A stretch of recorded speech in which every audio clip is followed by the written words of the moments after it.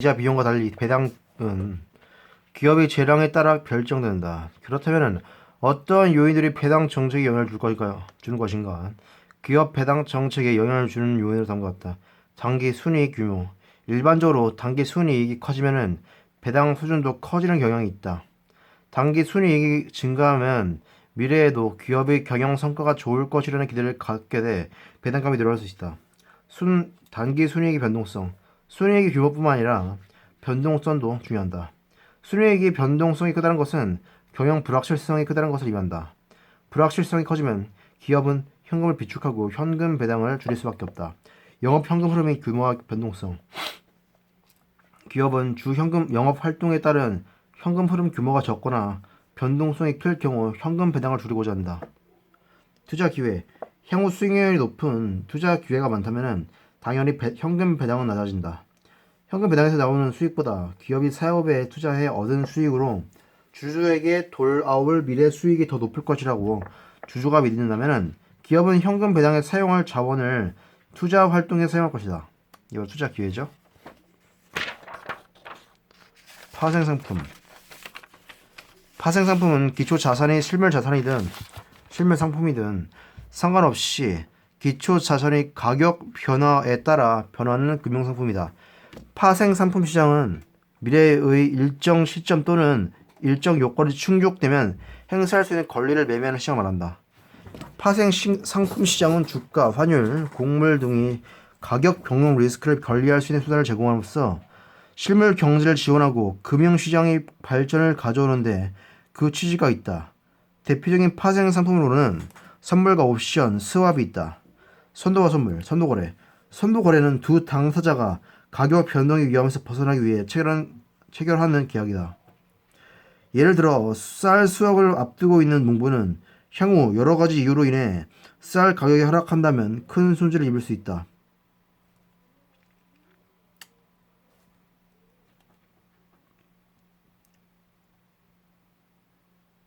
반면에 쌀 막걸리를 만드는 양조업자는 쌀 농사가 흉년에 들면 쌀 가격이 상승해 막걸리를 만드는 데 생산 단가가 인상될 것을 염려하고 있다. 이러한 위험에 대비해 양 당사자는 수확하기 전에 매매 계약을 체결한다. 선물거래. 선물거래는 선도거래에서 생기는 계약 불이행 등의 문제점을 개선한 계약이다. 거래 조건을 표준화하고 지정된 거래소에서 거래가 가능하다는 것이 장점인데 선물거래에서는 증거금 제도와 일일 정산 제도가 있다. 증거금 제도와 일일 정산 제도. 증거금에는 개시 증거금, 유지 증거금, 추가 증거금이 있다. 계약과 동시에 납부해야 하는 것이 개시 증거금이다. 일정 수준으로 유지하도록 규정된 증거금을 유지 증거금이라고 한다. 매일 일어나는 선물 가격 변화에 따라 증거금 수준이 변하게 되고 유지 증거금이 특정 수준 이하로 떨어지면 개시 증거금 수준으로 추가 증거금을 납부하도록 요구하는 마진콜이 발생한다. 야, 이거 또 나왔네. 개시 증거금 수준으로 추가 증거금을 납부하도록 하는 게 바로 마진콜이다. 이익이 발생하면은 개시 증거금을 초과한 금액을 인출할 수 있다. 선물 시장에서는 매일 거래가 이루어지고 이에 따라 가격이 형성된다. 매일 형성되는 가격에 따라 선물 거래자에게 손해가 발생하는데 이러한 손해를 실현하여 기록하는 과정을 일일 정산이란다. 일일 정산 제도로 인해 선물 거래자들은 결제일 이전에 언제라도 반대 매매를 통해 손쉽게 거래를 청산할 수 있다. 일일 정산 제도는 선물 시장의 유동성을 높이는 데 커다란 역할을 한다. 선물 거래의 기능, 위험 관리 수단의 제공, 가격 변동 위험을 효율적으로 관리할 수 있는 수단 제공하고 가격 예시 가능, 가격 예시 기능. 선물 가격은 미래 가격에 대한 시장의 합의이므로 미래 가격에 대한 예측 가능하다. 선도거래. 선물거래는 뭐 거래소, 빗썸 뭐 이런 거네. 표준화된 계약 조건, 거래소 일정산, 건물 거래소 거래, 장외 거래, 만기일 결제, 당사자 간 계약 조건 합의.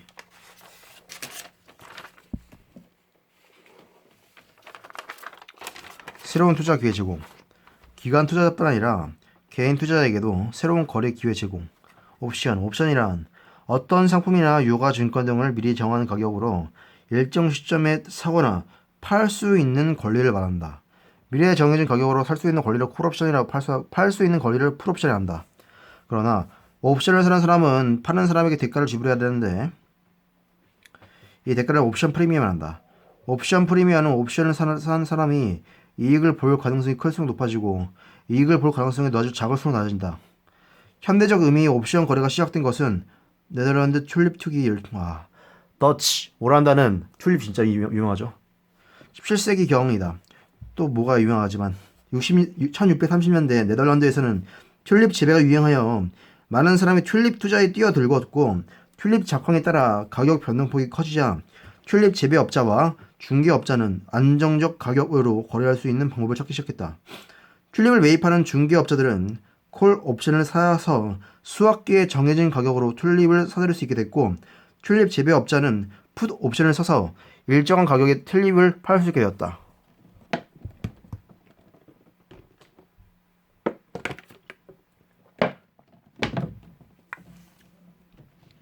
선물과 옵션의 차이점. 거래 대상의 차이. 선물은 미래의 상품 가격 상승과 하락에 대비해 상품 자체를 거래를 하는 반면 옵션은 일정 시점에 매매할 수 있는 권리를 거래한다. 증거금 납부의 차이.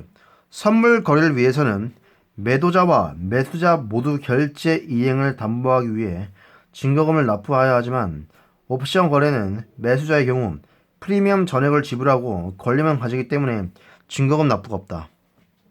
옵션의 의미를 부담하는 매도자만 증거금을 납부한다.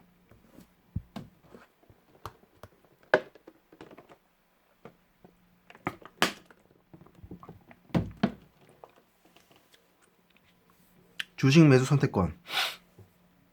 주식 매수 선택권은 회사의 경영에 기여하거나 기여할 수 있는 회사의 임직원에게 교부하는 것으로 미리 정한 가액, 행사 가액으로 신주를 인수하거나 회사의 자기 주식을 매수할 수 있는 권리를 말한다. 스톡 옵션은 행사 가격으로 신주를 발행하는 신주 발행형 회사가 보유하고 있는 자기 주식을 행사 가격으로 교부하는 자기 주식 양도형, 행사 시점인 주식의 시가와 행사 가액의 차액을 회사가 현금으로 지급하거나 그 차액에 상당하는 자기 주식을 양도하는 차액 보상형이 있다. 스톡 옵션을 받은 임직원은 회사가 주가가 오르면 나중에 스톡 옵션 권리를 행사해 싼 값으로 주식을 사들인 후 처분함으로써 차익을 누릴 수 있다. 스톡 옵션은 어느 때나 매수권을 행사할 수 있는 콜옵션과 달리 행사 기간이나 조건에 따라 제약을 받는다. 사스. 그 사스가 맞나?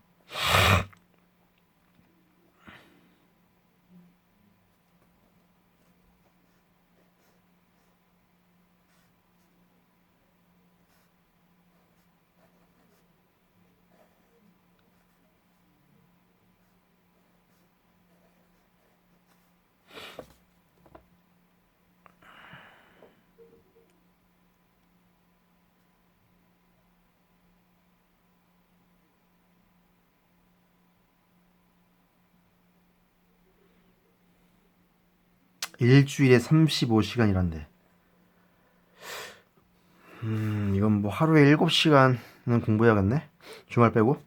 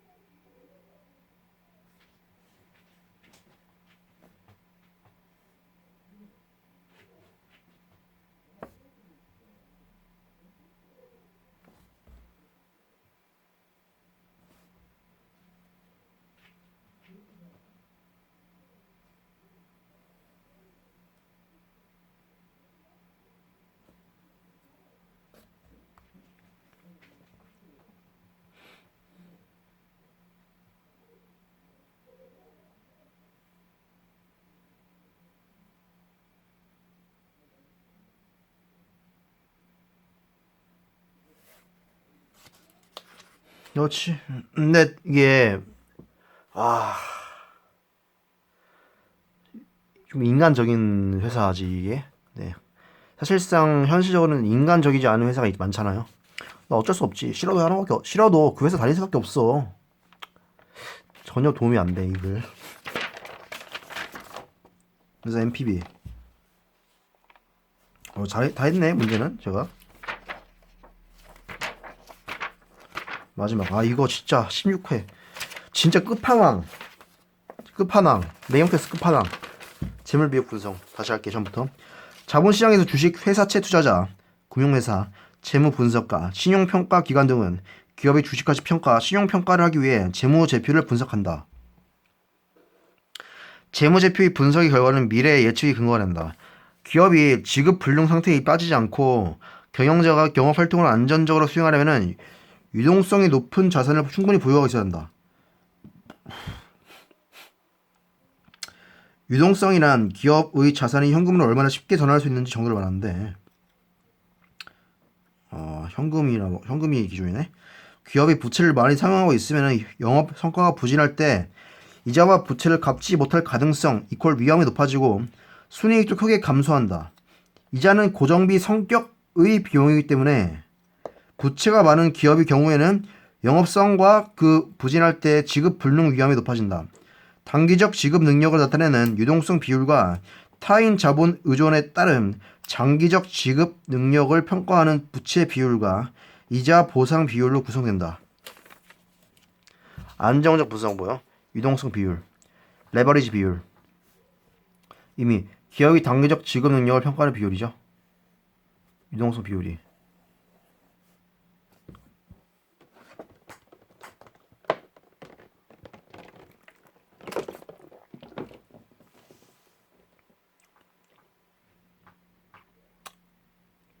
예시.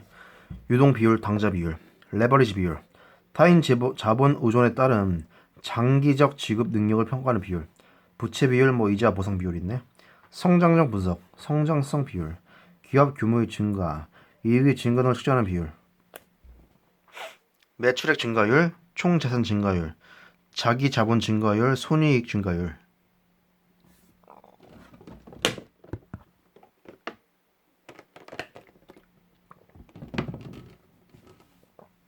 효율성 분석. 효율성 비율. 영업 활동에 투입된 자산의 활용 정도를 측정하는 비율. 이게 효율성 비율이지. 총 자산 회전율, 매출 채권 회전율, 재고 자산 회전율. 수익성 분석. 수익성 비율. 기업의 경영 성과를 나타내는 비율. 자기 자본 이익률, 총 자산 이익률, 매출 총 이익률, 매출액 영업 이익률, 매출액 순위 이익률.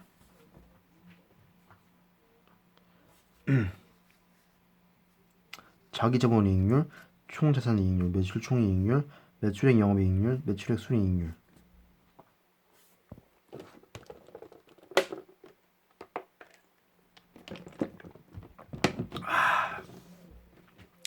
시장 가치 분석. 비율은 시장 가치 비율이고 의미 기업의 주가와 재무제표 항목과 관련된 비율입니다. 예시 주가 이익 비율, 주가 순자산 비율. 유동성 비율은 기업이 단기적 지급 능력을 평가하는 데 사용되는 지표다.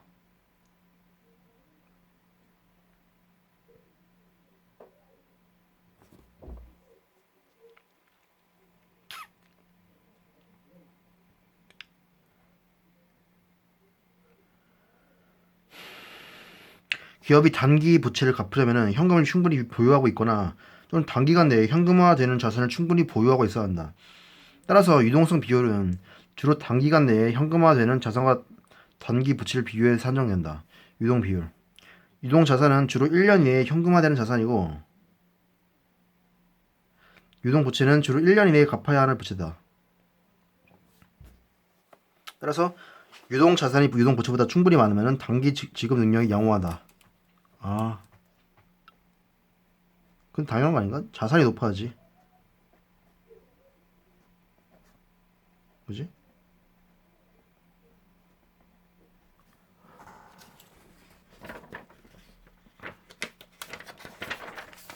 유동 비율 또 공식 나오시네. 유동 비율 뭐라고요?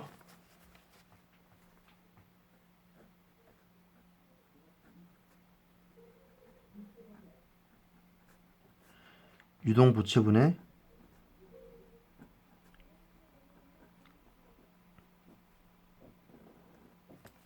유동 자산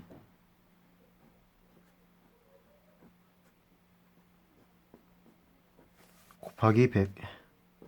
왜냐면 퍼센트지로 나타나니까. 그지? 당좌 비율. 현금과 현금화되는 속도가 빠른 유동 자산의 합계를 유동 부채로 나눈 지표다. 유동 자산 중에서 재고 자산은 판매를 거쳐야만 현금화가 되고 판매는 경기 상황에 영향을 받는다. 또 한 재고 자산 중에는 진부화되어 판매되기 어려운 자산이 포함될 수 있다. 따라서 기업이 단기 지급 능력을 엄격히 평가하기 위해 재고 자산을 제외한 유동 자산이 유동 부채보다 많은지 평가한다.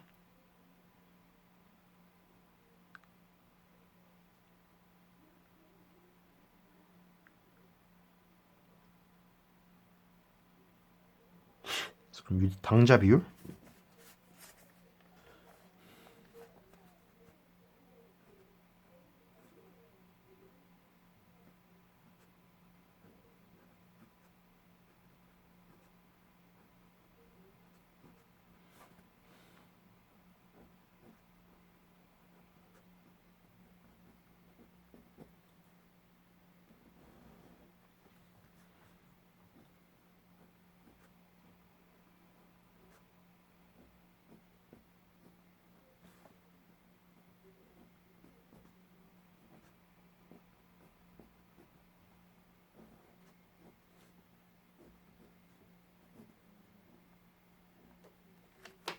레버리지 비율. 기업이 타인 자본 의존도와 부채의 원리금 지급 능력을 평가하는 데 사용된 지표다. 기업이 타인 자본인 부채를 사용하면은 고정비 성격 이자 비용이 발생한다.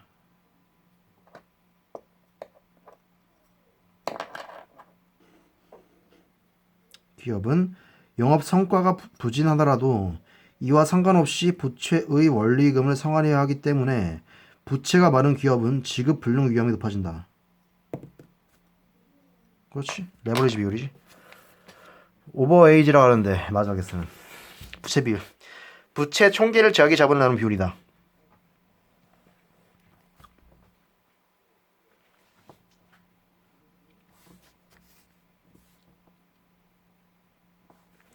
부채가 많은 기업은 미래에 많은 돈을 지급해야 하므로 부채가 적은 기업에 비해 부채 상환의 불확실성이 상대적으로 높아진다.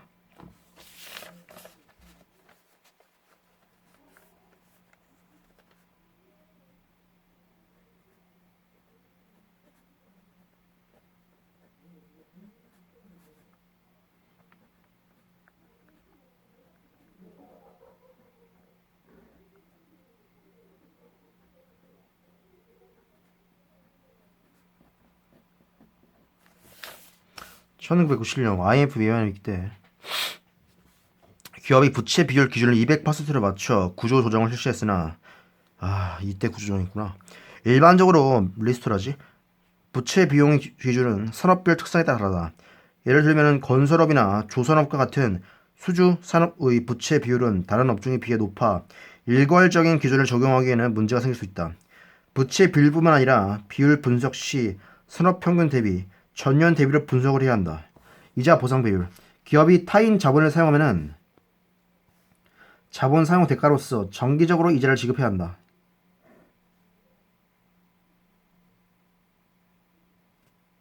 따라서 해당 기업이 회사채 투자자, 돈을 빌려준 금융회사 등이 기업에 대한 자금 대여 결정을 하려면 기업의 의자 지급 능력이 어느 정도인지를 분석하는 것도 중요하다.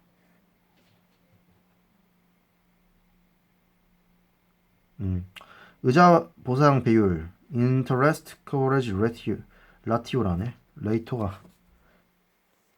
레이티오라 했나? 이런 뭐 해서 또 나왔어. 근데 보통 뭐 나누기가 많네요.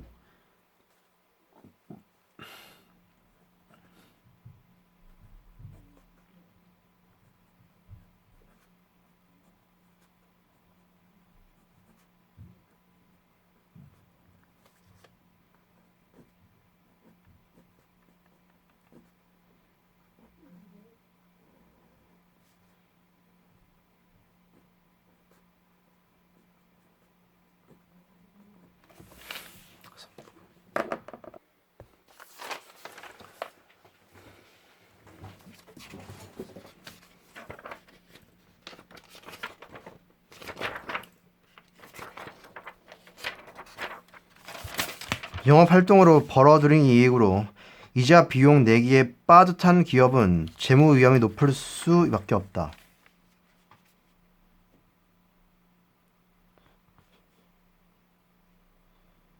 이자 보상 비율이 3년 연속 1 미만이면 한계 기업이라 할 수 있다.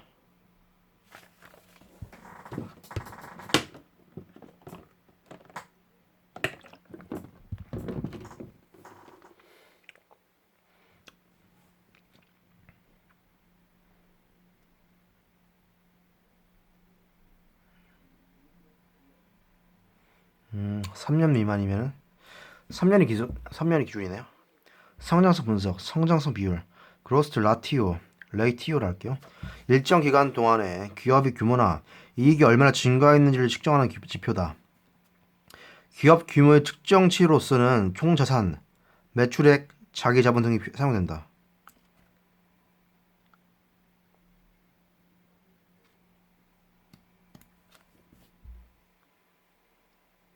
총자산 증가율은 기업이 총자산 규모가 전 기말에 비해 얼마나 증가했는지를 나타내는 비율이다.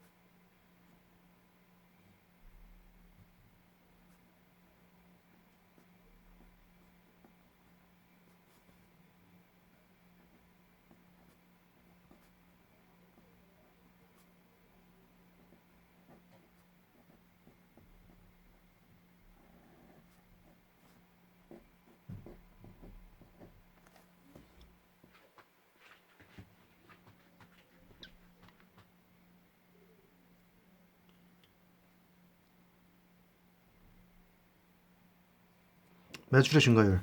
매출의 증가율은 기업 매출액이 전기 대비 얼마나 증가했는지를 나타내는 비율이다.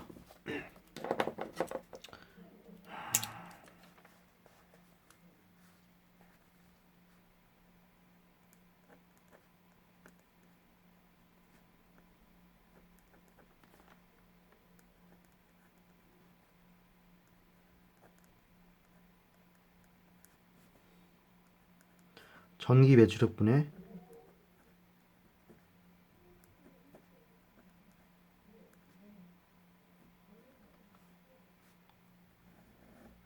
단기 매출액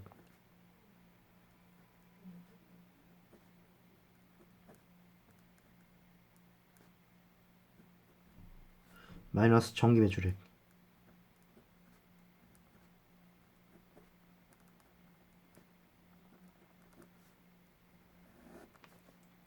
곱하기 100.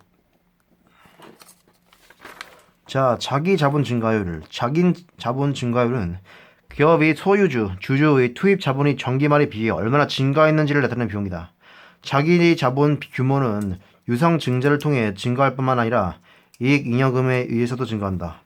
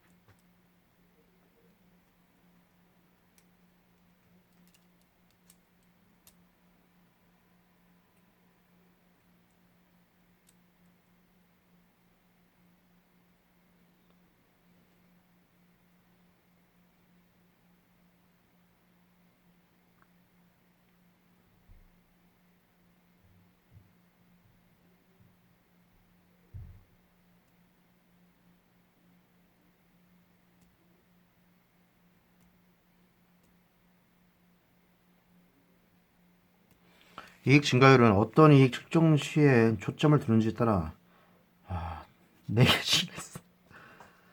매출 총이익 증가율, 영업이익 증가율, 순이익 증가율, 주당 순이익 증가율 등의 다양한 비율로 산정될 수 있다.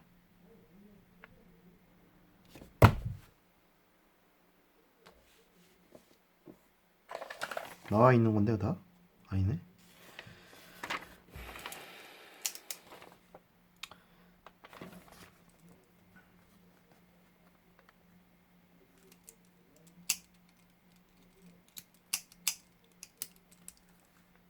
매출 총 이익 증가율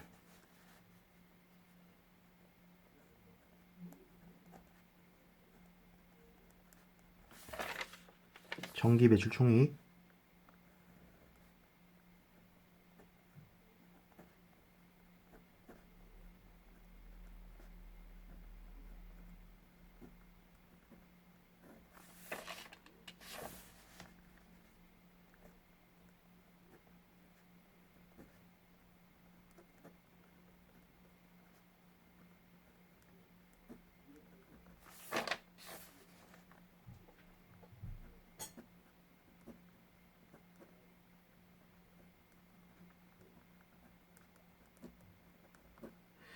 이것 때문에 진짜 포기할 뻔했어. 16단원 때문에. 너무 난이도 차이나 너무 많이 나. 다른 단원이랑 영업이익 증가율.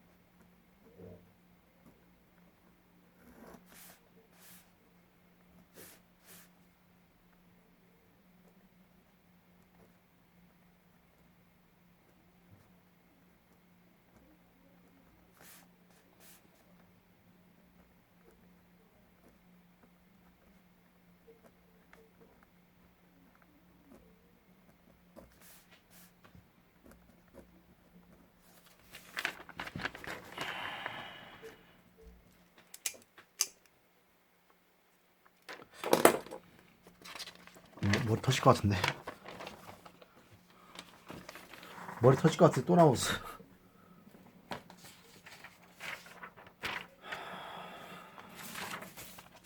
진짜.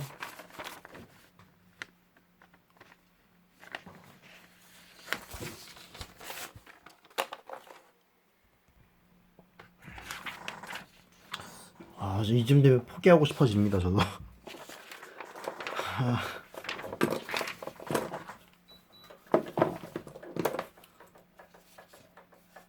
효율성 비용은 기업이 영업 활동에 투입된 자산이 얼마나 효율적으로 사용되고 있는가를 나타내는 비율로 활동성 비율이라고도 한다. 액티비티 라티오. 효율성 비율은 주로 매출액과 자산에 대비해 산정한다. 효율성 비율을 산정할 때 자산과 부채에 대해서는 연중에 평균적으로 사용된 금액을 매출액 등에 대비시킨다는 취지에서 기말의 평균치가 사용된다. 총자산 회전율. 기업 전체적으로 자산의 활용도를 파악하기 위한 비율인데 총자산 회전율 이퀄 평균 총자산분의 매출액이에요.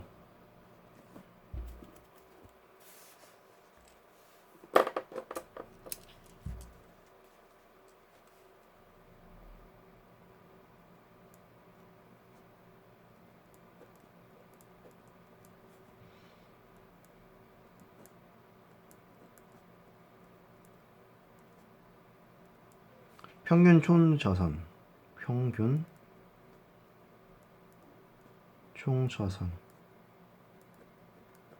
분의 매출액.